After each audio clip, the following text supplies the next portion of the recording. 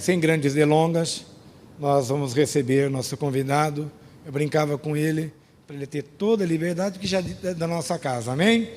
Vamos receber o reverendo Hernandes Dias Lopes, aplaudindo o Senhor Jesus.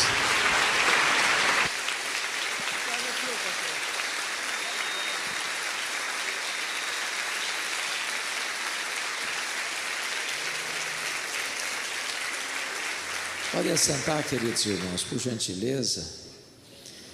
Que privilégio poder estar mais uma vez com o pastor Flávio, com esta querida igreja. Vocês são muito preciosos. Me sinto em casa. Me sinto em casa toda vez que venho aqui.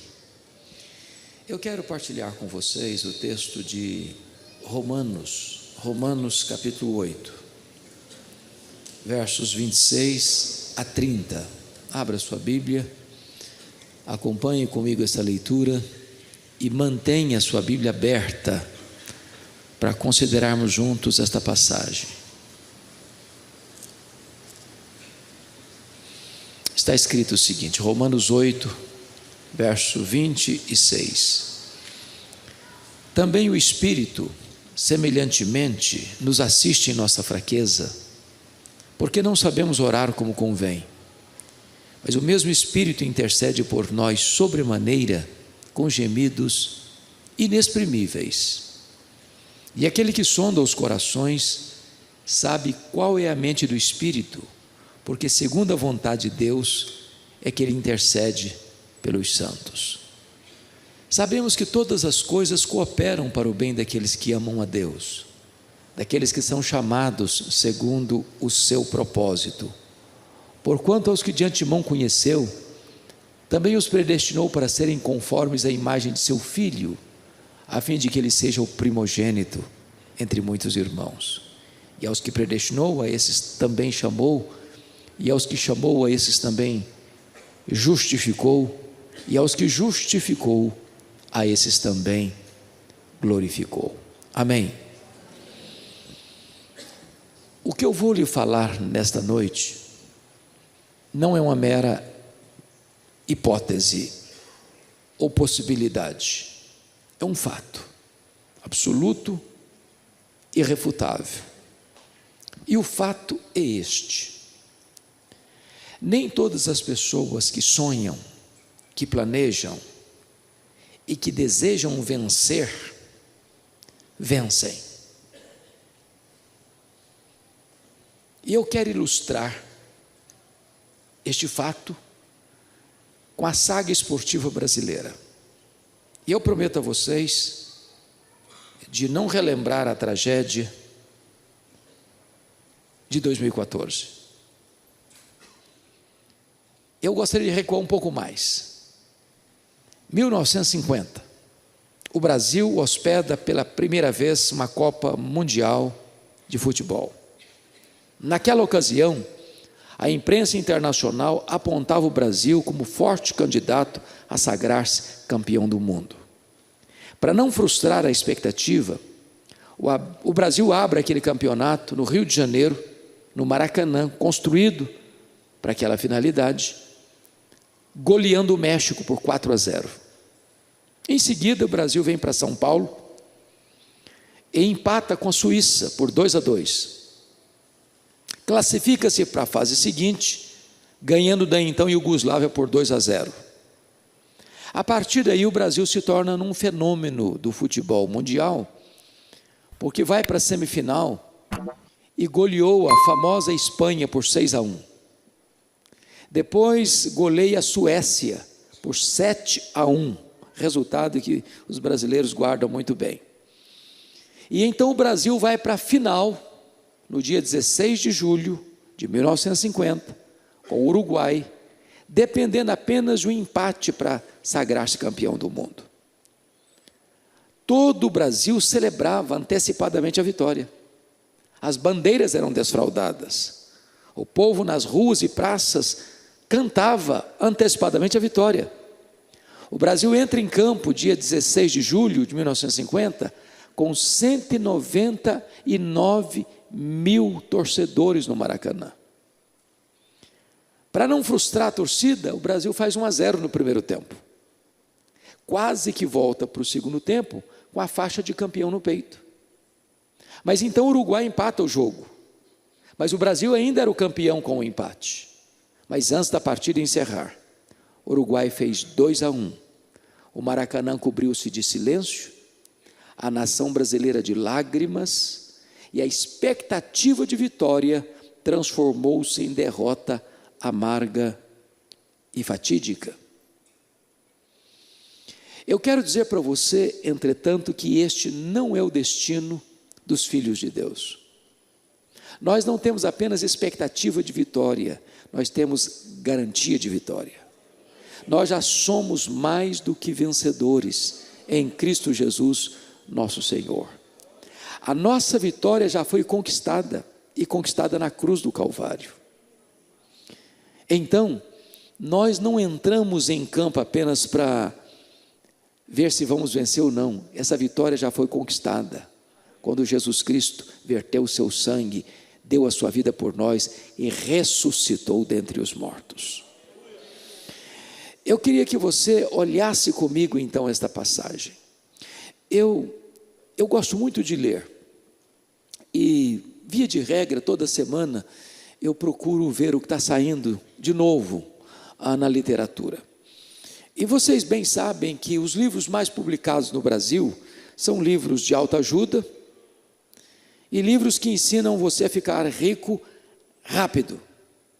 Eu não acho que eu não estou lendo direito esses livros.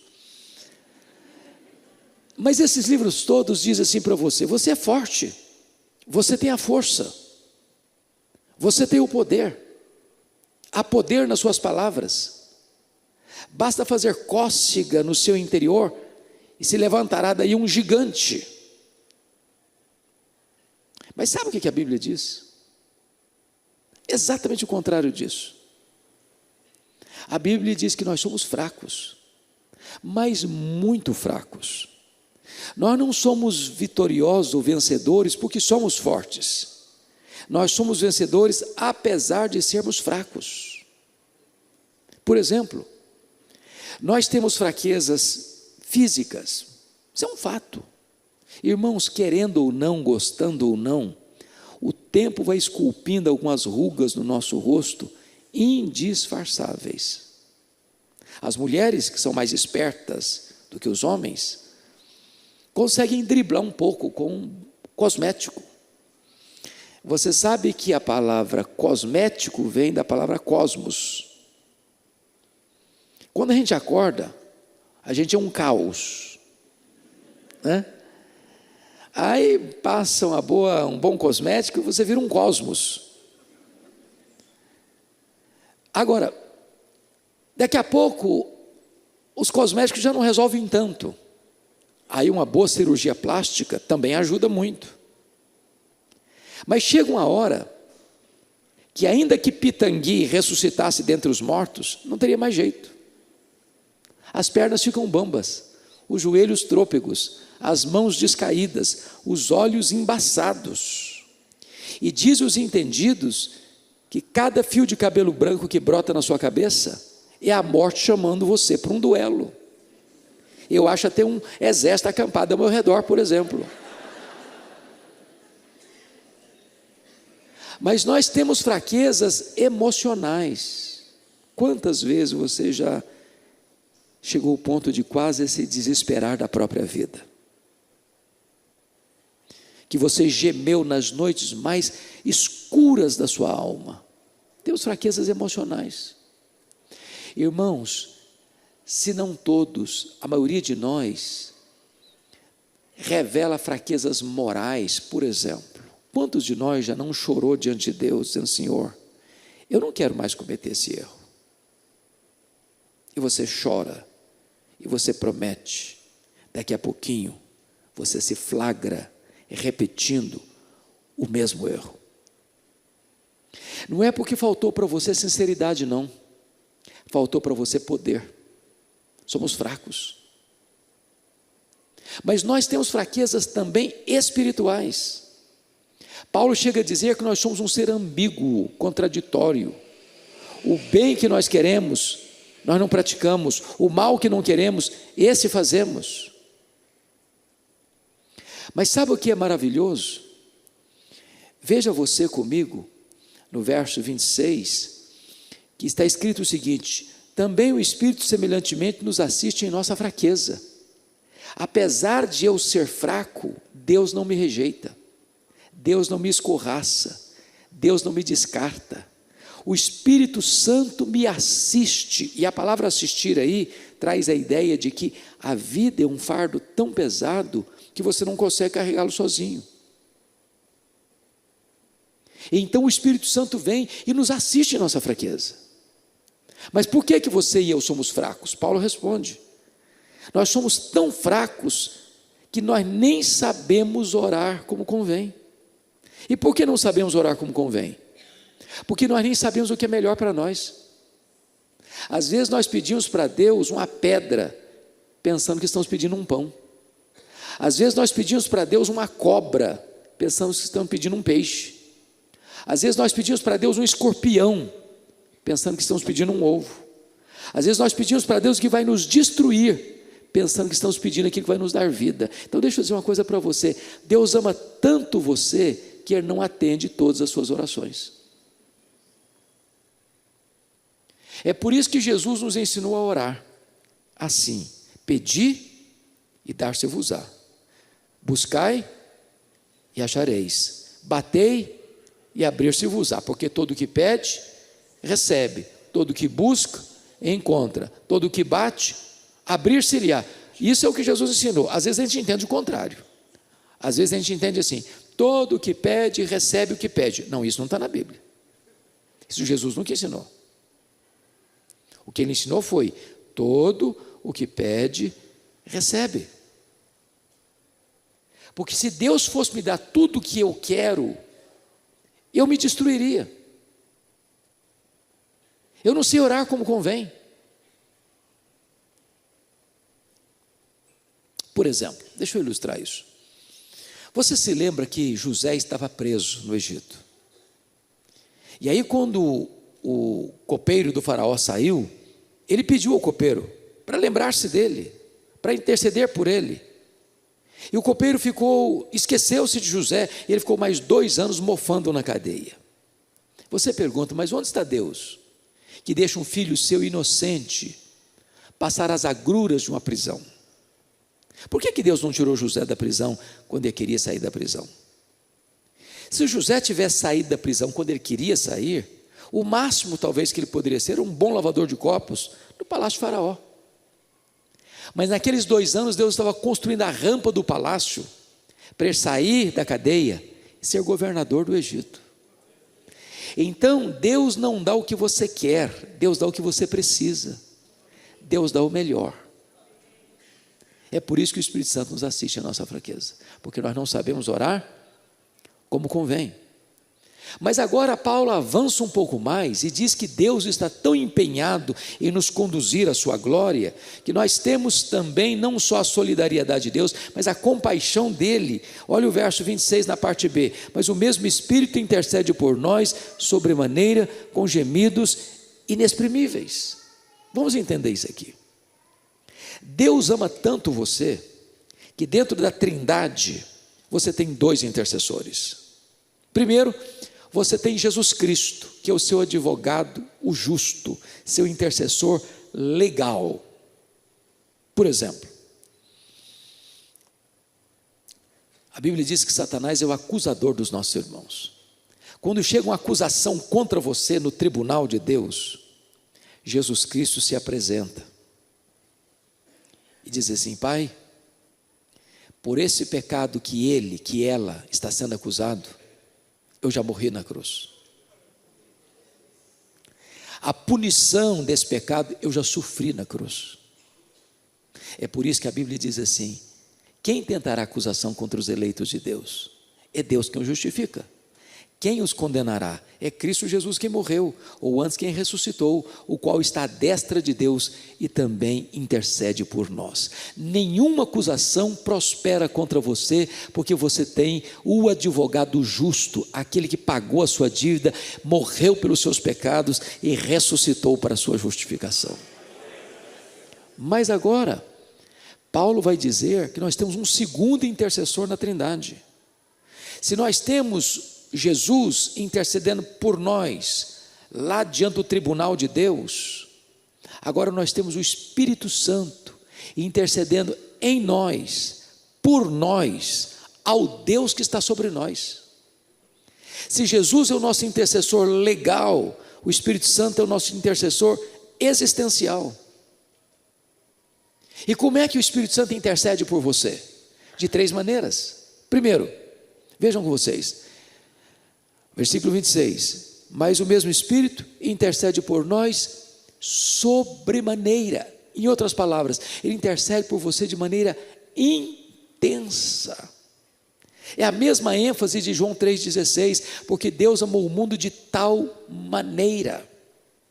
Se Ele é Deus e Ele é, e se Ele é perfeito e Ele é, Ele usa todos os seus atributos divinos para interceder por você, em você, ao Deus que está sobre você. É com essa intensidade que Ele intercede por nós. Mas em segundo lugar, a intercessão do Espírito é agônica, porque é com gemidos inexprimíveis. Pastor Flávio, eu acho que nunca nenhum estudioso da Bíblia sequer arranhou a superfície do que esse texto está querendo dizer. O que é um gemido? O que é um gemido? É uma expressão tão profunda de sentimento e dor que você não consegue articular em palavras. O Espírito Santo é Deus e como tal Ele conhece todas as línguas, todos os idiomas, todos os dialetos, de todos os povos, de todos os lugares, de todos os tempos. Ele conhece a língua dos anjos, Ele conhece a língua dos homens, e quando Ele está orando por você, em você, ao Deus que está sobre você, Ele não encontra sequer uma língua, nem no céu, nem na terra, nem entre os anjos, nem entre os homens, e então Ele geme com gemidos inexprimíveis. É com esta agonia que Ele ora por nós. Mas em terceiro lugar, a intercessão do Espírito, além de intensa e agônica, ela é também eficaz. Olha o verso 27, o que está escrito: e aquele que sonda os corações, sabe qual é a mente do Espírito, porque a segunda vontade de Deus é que Ele intercede pelos santos. Se eu não sei orar como convém, o Espírito Santo sabe. Em outras palavras, o Espírito Santo não desperdiça nem sequer uma oração por você, em você, ao Deus que está sobre você. Todas as suas orações são respondidas eficazmente. Mas Paulo dá mais um passo rumo a esse propósito de Deus nos conduzir à glória, quando ele vai falar da sabedoria de Deus no versículo 28. Confira comigo. Sabemos que todas as coisas cooperam para o bem dos que amam a Deus, daqueles que são chamados segundo o seu propósito. A primeira palavra que aparece nesse texto aí, sabemos, é um termo no grego que vem da matemática, é um termo exato, é um termo absolutamente concreto. Aqui não existe a linguagem da conjectura hipotética, aqui existe a linguagem da certeza experimental. Paulo não diz assim, sentimos.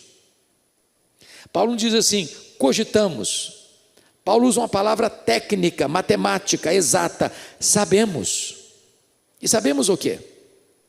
Que algumas coisas, que a maioria das coisas, que as melhores coisas, não, sabemos que todas as coisas cooperam para o bem daqueles que amam a Deus. Bom, isso é espantoso, chocante. E é preciso esclarecer para você não tirar dúvida, tirar conclusões precipitadas desse texto. Então vamos entender o que Paulo não está dizendo. Primeiro, Paulo não está dizendo que todas as coisas que acontecem com você são coisas boas. Ele não está dizendo isso.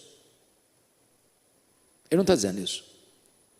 É possível que coisas ruins aconteçam com gente de Deus. Gente de Deus fica doente. Gente de Deus bate carro. Gente de Deus perde o emprego. Gente de Deus sofre acidente. Gente de Deus é atingido por bala perdida. Gente de Deus enterra os seus mortos. Então, não pense você que Paulo está dizendo que todas as coisas que acontecem com você são coisas boas, porque às vezes muita gente acha que se você é crente, você está blindado. Se você é crente, nunca nada de difícil vai acontecer com você. Jesus nunca prometeu isso, que nós não teríamos aflições. Ele prometeu estar conosco todos os dias, até a consumação dos séculos. Segundo, Paulo não está dizendo que todas as coisas se encaixam para o nosso bem por si mesmas, como se as coisas fossem independentes, autônomas, ou como se a sua vida fosse governada por horóscopo, pelos astros, ou se a sua vida fosse um grande jogo de coincidências. Não, Paulo não está dizendo isso. As coisas não acontecem a esmo, ao léu. O que Paulo está dizendo não é isso, que as coisas são livres e independentes e vão se encaixando por si mesmas, sem um plano, sem um propósito, sem um agente divino por trás. Terceiro, Paulo não está dizendo que todas as coisas cooperam para o bem de todas as pessoas. Ele não está dizendo isso. A Bíblia diz que quem semeia vento, colhe tempestade. Quem semeia na carne, da carne colhe corrupção. Mas se você ama a Deus, então todas as coisas cooperam para o seu bem. Bom, mas talvez você esteja pensando assim, pastor, se isso é verdade, eu não estou entendendo nada, porque a minha vida está de ponta cabeça. Se eu contar a minha história, até pedra chora. Então deixa eu dizer uma coisa a você, nem sempre Deus explica para você ou para mim o que Ele está fazendo na nossa vida, como não explicou para Jó, a despeito de Jó ter perguntado para Deus 16 vezes, por quê, por quê, por quê, por quê? Quando você não pode entender o que Deus está fazendo, você pode entender Deus. Ele é seu Pai, Ele é soberano, Ele ama você, e Ele está trabalhando por você e não contra você. Deixa eu ilustrar isso. Quando o grande cientista Albert Einstein veio à América, depois do seu sucesso com a teoria da relatividade, acompanhado da sua esposa, uma repórter perguntou para sua mulher assim: a senhora compreende a complexa teoria da relatividade pela qual seu marido é tão famoso no mundo? Ela respondeu: não, eu não compreendo a complexa teoria da relatividade pela qual meu marido é tão famoso no mundo, mas eu compreendo o meu marido. Se você não está compreendendo o que Deus está fazendo na sua vida, você pode compreender Deus. Ele é soberano, Ele é seu Pai, Ele ama você e Ele está trabalhando todas as coisas para o seu bem. Gary Chapman conta a história de um pastor que foi visitar uma moça, estava muito amarga com Deus,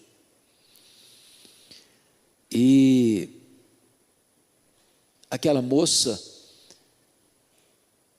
tinha passado pelo drama de enterrar seu pai, e ela estava amargurada com Deus, tinha abandonado a igreja, não lia mais sua Bíblia, não orava mais, não havia cânticos de louvor mais em seus lábios, e enquanto o pastor tentava entabular uma conversa com ela, ela fazia um bordado à mão.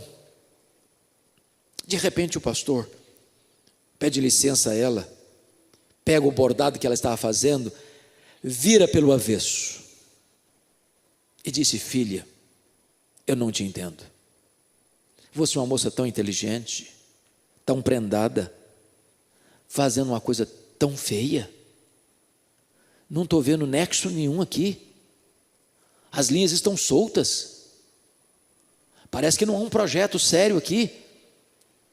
E a moça disse: mas pastor, o senhor está olhando o bordado pelo avesso. Olha o lado direito dele. E o pastor disse: filha, você está olhando para a vida pelo lado avesso. Olha pelo lado direito. Você vai ver que tem beleza. Deus está trabalhando para o seu bem e não contra você. Todas as coisas cooperam para o bem daqueles que amam a Deus. Sabe o que significa isso, irmãos? Deus vai temperando na sua vida momentos de alegria e momentos de dor, momentos de saúde, momentos de doença, momentos de prosperidade e momentos de adversidade, momentos de celebração e momentos de luto.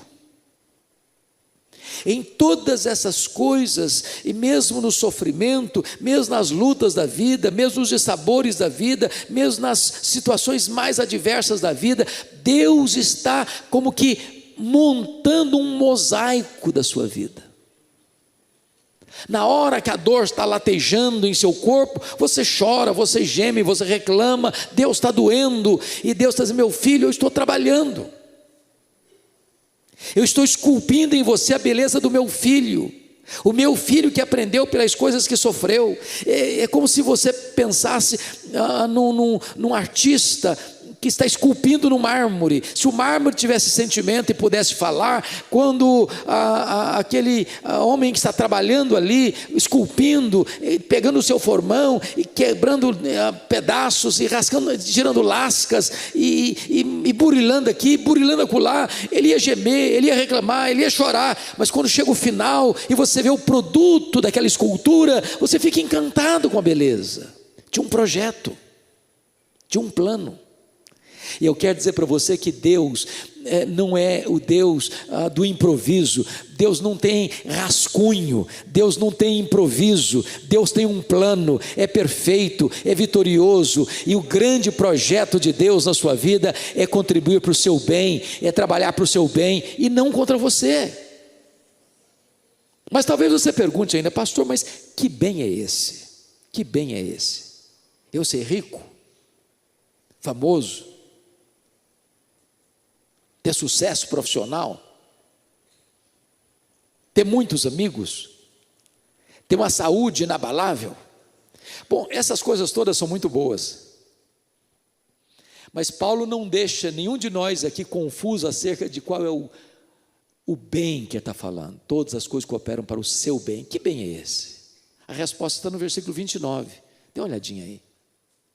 Olha o que ele escreve no verso 29, ele diz assim: porquanto aos que de antemão conheceu, também os predestinou para serem conformes à imagem do seu Filho.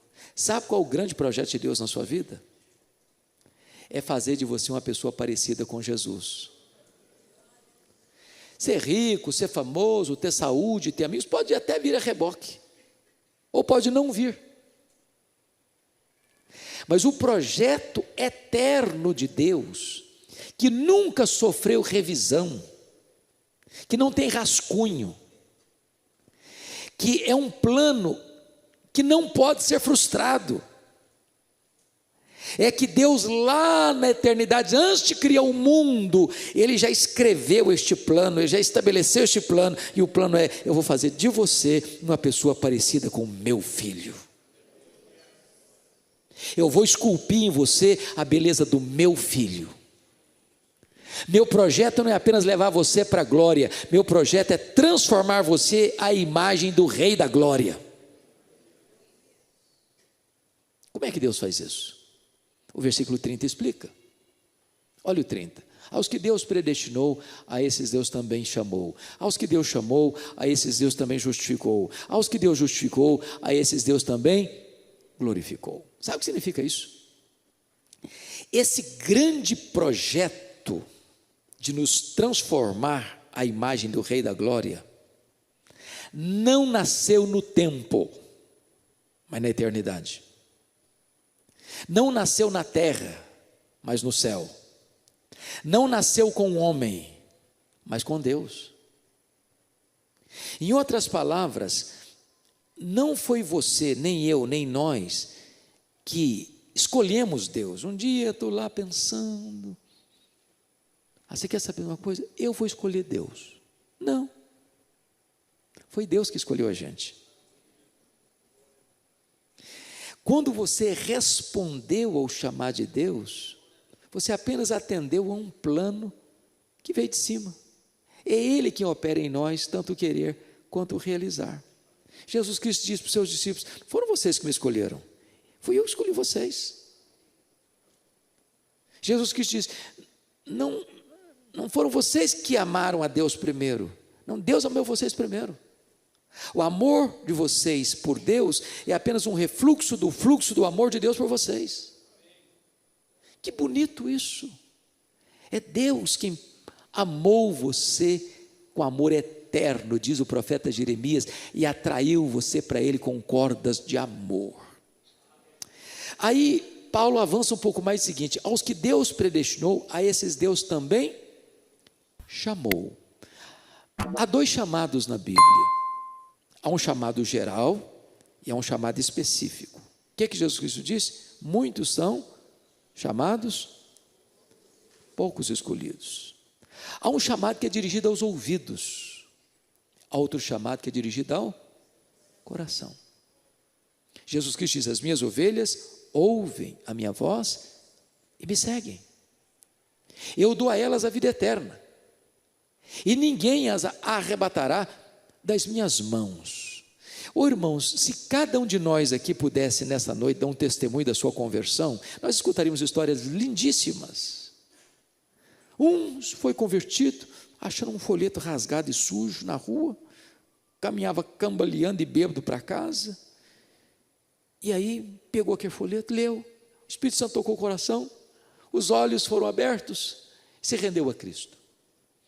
O outro estava lá na boca do fumo, pegou um pedaço da Bíblia para fazer um baseado, para fumar, e de repente uma frase saltou aos olhos, aquilo entrou com uma flecha no coração, e a pessoa caiu de joelhos e se arrependeu e creu no Senhor Jesus Cristo.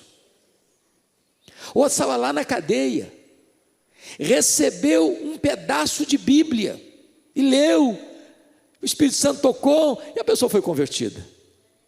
Outra, ela estava em casa de madrugada, coração desesperado, pensando até em dar cabo da vida, ligou o rádio, ligou a televisão, uma mensagem específica para aquele momento, e o coração foi tocado pelo Evangelho e a pessoa se converteu. Eu estava em Aracruz, no Espírito Santo, e nós temos o ministério do Disque Paz, na LPC, onde eu trabalho, e alguém deu um cartãozinho do Disque Paz para um delegado da cidade, e aquele homem estava passando por um momento terrível na sua vida. Ele pegou o cartãozinho, botou no bolso. Naquela noite ele disse: eu vou tirar a minha vida.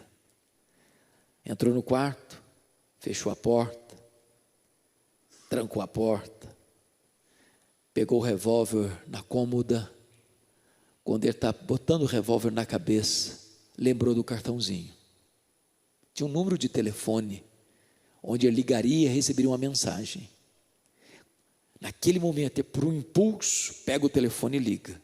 Sabe qual é a mensagem que estava do outro lado da linha?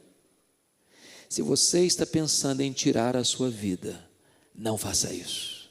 Deus tem um plano para a sua vida. Aquele homem caiu de joelhos, em lágrimas. Deus está do outro lado da linha. E ali ele se rendeu a Cristo. Naquela mesma semana ele foi para a igreja e tornou-se um servo do Senhor Jesus Cristo. Sabe por quê? Porque Deus chama.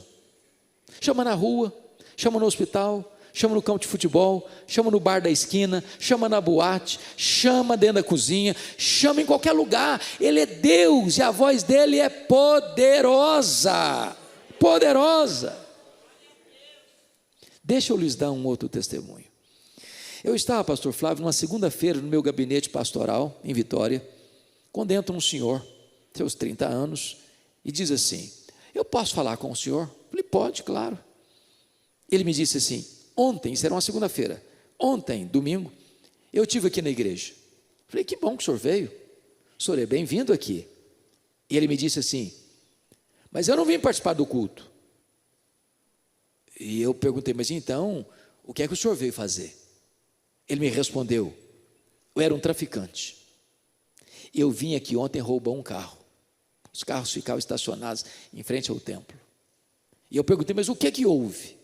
Ele me disse, enquanto eu estava olhando qual carro eu levaria, eu escutei uma música que brotou de dentro do templo. E do jeito que eu estava, com o revólver 38 na cintura, eu entrei. E quando eu entrei e ouvi a pregação, aquilo entrou no meu coração como uma flecha. E Deus abriu os meus olhos, e Deus quebrou a dureza do meu coração, e eu saí daqui chorando, arrependido dos meus pecados. E quando eu cheguei em casa chorando, a minha mulher me perguntou, o que aconteceu com você? Alguém te machucou? Eu disse, não, mulher, aquele homem que você conhecia morreu, Jesus mudou a minha vida, Ele libertou a minha vida, eu sou uma nova criatura, Ele mudou a minha história. Ele chama um Saulo de Tarso, cheio de ódio, caminhando para prender os crentes. Ele chama, e a voz dele é poderosa. E Paulo avança um pouquinho mais e diz assim, aos que Deus chamou, a esses Deus também justificou. Aqui está o coração da Bíblia, irmãos. Aqui está a essência do Evangelho. Eu jamais posso entender a fé cristã sem compreender o que é justificação. Eu vou clarear um pouco para você esse assunto.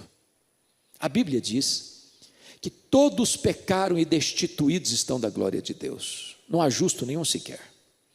A Bíblia diz que todos vão ter que comparecer perante o tribunal de Deus para dar contas da sua vida. E naquele grande dia do juízo, diz a Bíblia que os livros vão ser abertos, e nós vamos ser julgados segundo o que estiver escrito nesses livros. Naquele grande dia do juízo, levantar-se-ão 4 testemunhas contra nós. Primeira, as nossas palavras. A Bíblia diz que nós vamos dar conta no dia do juízo por todas as palavras frívolas que proferimos. Você se lembra de todas? Deixa eu só fazer um checklist aqui. Já falou palavrão alguma vez? Já contou alguma piada imoral que não devia ter falado, mas contou a si mesmo? Já xingou alguma vez? Já falou mal dos outros alguma vez? Já espalhou fake news alguma vez? Já mentiu alguma vez? Bom, se você falar para mim que nunca, eu vou duvidar da sua honestidade. Porque a Bíblia diz que todos tropeçamos em muitas coisas. Se alguém não tropeça no falar, é perfeito varão. Nenhum de nós é um perfeito varão. Então, por esse crivo, eu não posso entrar no céu. Mas os livros vão ser abertos e tem uma segunda testemunha contra nós. São as nossas obras. Aquilo que você fez, seu pai não viu, sua mãe não viu, seu marido não viu, sua mulher não viu, seus filhos não viram, seus pais não viram, seus parentes não viram, seus amigos não viram, seu pastor não viu, sua igreja não viu, a lei não viu. Você fechou a porta, apagou a luz, mas Deus estava lá. Deus viu.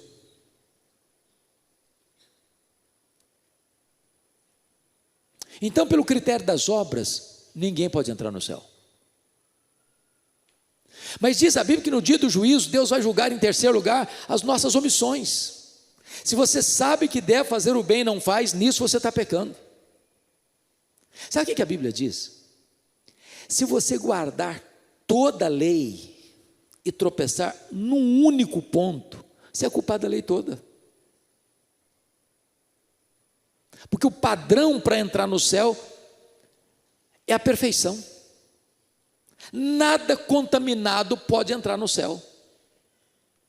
Se entrar um pecado no céu, o céu deixa de ser céu. Bom, então pelo padrão da omissão, ninguém entra no céu. Todos nós cometemos pecado de omissão. Você pode estar dentro da sua casa, não falando mal de ninguém, não fazendo mal para ninguém e cometendo um terrível pecado de omissão. Mas em quarto lugar, no tribunal de Deus nós vamos ser julgados também pelos desejos do nosso coração, pelos nossos pensamentos. E isso é dramático. Sabem por quê? Nenhum tribunal da terra tem competência para julgar o quê? Foro íntimo. Mas o tribunal de Deus julga foro íntimo.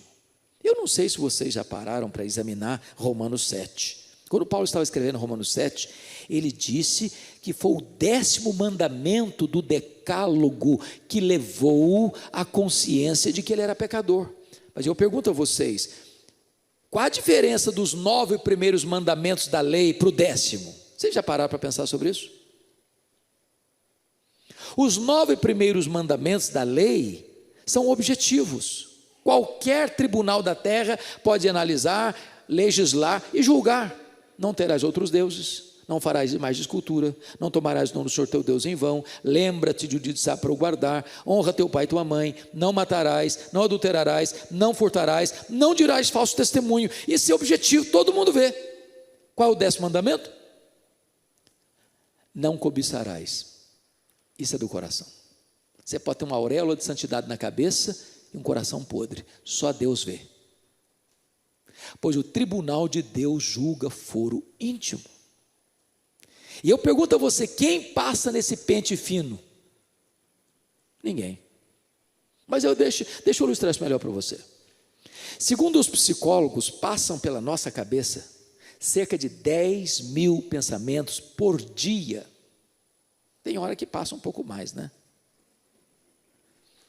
Quantos desses pensamentos nós teríamos vergonha de contar para o nosso amigo mais próximo?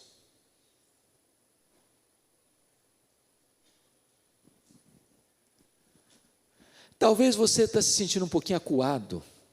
Eu não estou gostando dessa linha de raciocínio. Eu vim aqui para escutar uma coisa mais leve hoje. Mas deixa eu colocar você numa posição muito confortável. Muito confortável. Vamos imaginar que você que está aqui hoje seja a pessoa mais virtuosa da sua família. Mas vamos um pouco além, que você seja a pessoa mais virtuosa dessa igreja. Mas um pouquinho mais. Vamos imaginar que você seja a pessoa mais virtuosa de Sorocaba, ou do estado de São Paulo, ou da região sudeste, ou do Brasil. Mas deixa eu colocar você na posição máxima. Você é a pessoa mais virtuosa do mundo. Mas vamos imaginar que durante um dia inteiro você não peque nem uma vez, nem por palavras, nem por obras, nem por omissão. E dos 10.000 pensamentos por dia, vamos imaginar que você tenha 9.997 pensamentos bons. Só 3 pensamentos pecaminosos por dia. Você já seria quase um anjo ambulante. Mas se você tiver 3 pecados por dia, quantos pecados você terá depois de um mês? Quantos? 90. E no final de um ano? Quem é bom de matemática em 90 vezes 12? Quanto? 1080. Vamos arredondar para baixo, para 1000. Se eu tivesse só 3 pecados por dia, eu estaria hoje com 61.000 pecados. Pense comigo num réu sendo julgado, e o promotor, o advogado de acusação, provar pelos autos do processo que ele cometeu 61.000 violações da lei. Você diria, bom, é um caso indefensável, está condenado. Mas eu vou lhe dizer algo chocante. Você não precisa ter 61.000 transgressões para não entrar no céu, não. Se você tiver um único pecado, você não pode entrar no céu. O que eu vou lhe dizer é chocante. Só gente perfeita entra no céu, sabia disso? Só gente perfeita entra no céu. Porque no céu não pode entrar nada contaminado. Aí você pode argumentar comigo e dizer, não estou gostando dessa brincadeira não, esse negócio não está certo, porque eu faço muita coisa boa, eu faço muita coisa certa. Se botar na balança coisa errada e coisa certa que eu faço, tem certeza que tem mais coisa certa que errada. O problema não é esse. O problema é que você não atingiu o padrão da perfeição para entrar no céu. E eu explico. Biblicamente está escrito assim: se você guardar toda a lei, e tropeçar num único ponto, você é culpado dela inteira. Por quê? Porque você comprometeu o padrão da perfeição. Eu ilustro de novo. Vamos imaginar que vamos chegar em casa hoje, fazer um grande omelete para a família. Você vai na geladeira, pega 10 ovos, bota uma grande frigideira no fogo, quebra o primeiro, o segundo, o terceiro, o quarto, o quinto, o sexto, o sétimo, o oitavo, o nono, a gema vermelhinha. A hora que você quebra o 10º ovo, ele estava podre, caiu lá dentro da frigideira.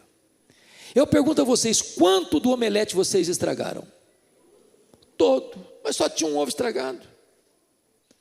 Só que você comprometeu o padrão da perfeição. Talvez você esteja pensando assim, pastor, se o negócio é desse jeito, então eu estou frito. E se você pensou assim, parabéns, é isso mesmo, está frito mesmo. Não tem chance, não tem esperança de você ser salvo pelas suas obras, pelos seus méritos, pela sua religiosidade. Impossível, impossível. Então, eu tenho uma boa notícia, uma grande notícia. O que você não pode fazer, o que você não consegue fazer, Deus fez por você.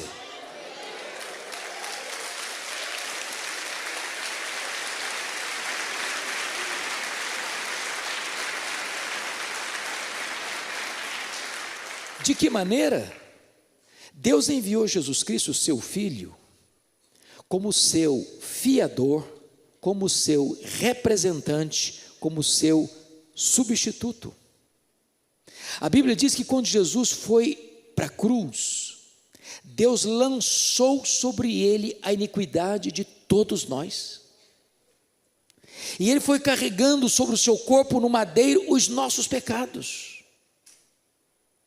Quando ele estava lá na cruz, ele pegou escrito de dívida que era contra você, seus pecados, e anulou esse escrito de dívida, rasgou, encravou na cruz e deu um brado: está consumado, está pago, aquele que crê em mim não deve mais nada.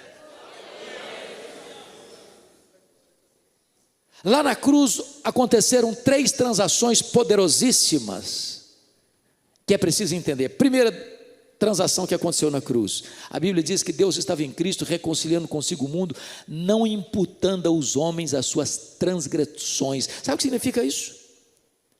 Deus não pôs na sua conta a sua dívida. Qual é o tamanho da sua dívida? Impagável. Impagável. Para Deus salvar você, sabe o que ele fez? Não botou na sua conta a sua dívida. Segunda transação da cruz, está escrito lá em 2 Coríntios 5, 21, aquele que não conheceu o pecado, Deus o fez pecado por nós. Sabe o que Deus fez com os seus pecados? Lançou-os todos sobre o seu Filho Jesus Cristo.